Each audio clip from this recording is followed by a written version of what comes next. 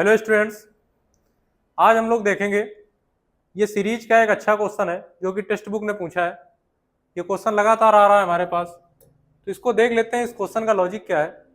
दरअसल हम इसको कोडिंग से कर रहे हैं तो हमें ऑप्शन आता हुआ नहीं दिख रहा है, क्योंकि अगर आप इसको कोडिंग से करेंगे तो ये आपकी कोडिंग कितना दे देगा। ए आपका 1 होता है, एफ आपका 6 होता है, इसी प्रकार एच की बात करें तो 8 होता है, के 11 होता है।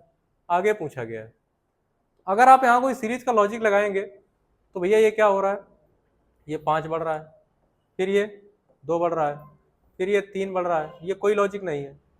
हो सकता है 7 से होता तो हम क्रमागत आवाज चला देते घटते क्रम में कि 5 के बाद 3 आया, 3 के बाद 2 आवाज जाए, तो 7 से होता तो लास्ट में 2 कर लेते, लेकिन ये कोई लॉजिक नहीं है, ना बढ़ते हुए क्रम में है। तो ये सब लॉजिक क्या हो जाएंगे, हमारे फेल हो जाएंगे। और ये चीज हमें लगानी भी नहीं थी। क्यों?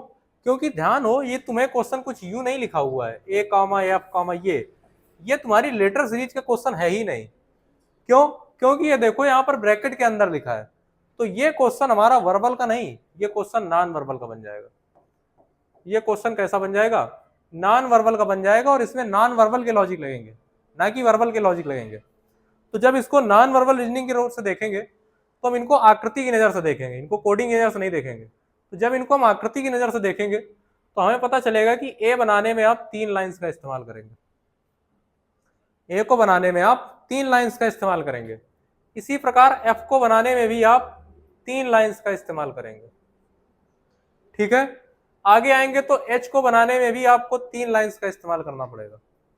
इसी प्रकार के में भी एक ये और ये 2 लाइनें, 3 लाइनें यहां पर। तो आप 3 लाइन वाली आकृति ढूंढो।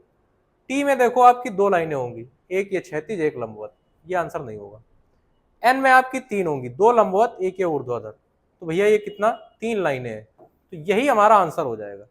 क्योंकि भैया इसमें देखो आप तो 4 लाइनें हैं, इसमें भी देखो तो इसी का उल्टा है, ये इसमें भी 4 लाइनें। तो ये दोनों आंसर नहीं होंगे। इसका जो आंसर होगा वो होगा सेकंड नंबर, यानी एन। तो ये काफी अच्छा क्वेश्चन था। तो ऐसे क्वेश्चन के लिए हमारे चैनल को सब्सक्राइब करें और वीडियो को ज्यादा से ज्यादा शेयर करें।